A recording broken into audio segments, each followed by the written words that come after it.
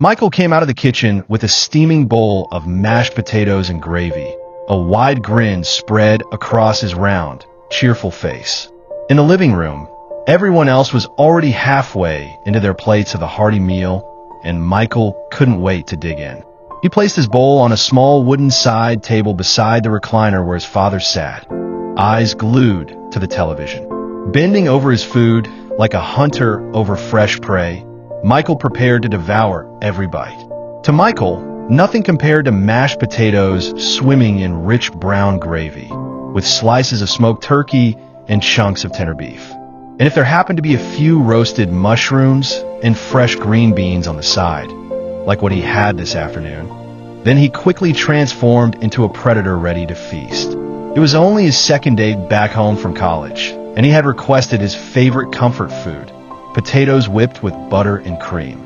His cousin Jake was supposed to help prepare the meal, but Michael had insisted he was strong enough to do it himself. Halfway through the peeling, however, he begged Jake to step in. By the time the food was ready, their stomachs were growling in unison. The whole family was gathered. His father, mother, younger brother, sister, cousin Jake who lived with them, and Aunt Linda, who had just dropped by for a quick visit. That quick visit turned into over an hour, and soon she too was leaning over her plate with satisfaction. There was just one small problem. Almost everyone was eating in the living room in front of the TV, something his mother, Caroline, had banned countless times.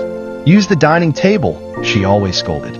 But when her husband broke the rule and joined the kids in front of the television, she could only throw up her hands and mutter about men being like children. Food crumbs always found their way into the cushions, attracting ants and, worse, cockroaches. And after that incident a few months ago, Caroline was more embarrassed than ever. They had hosted some guests from church that afternoon, and just as everyone was enjoying their hot meal, a cockroach crawled out from under one of the couches and ran across the floor. Unfortunately, it chose to run straight toward one of the visitors, a teenage girl from the youth group who was terrified of insects. The pandemonium that followed was unforgettable. The girl screamed as though she had seen a ghost, flung her plate of cornbread and soup into the air, and bolted toward Caroline for safety. In her shock, Caroline spilled her own food as she tried to catch and comfort the girl. The whole house erupted into chaos. Laughter, shouting, even prayer as the commotion dragged on. It was only later, when everyone calmed down to share testimonies, that they learned the poor girl had a phobia of insects, especially cockroaches and praying mantises. And that was the day Caroline banned eating in the living room forever.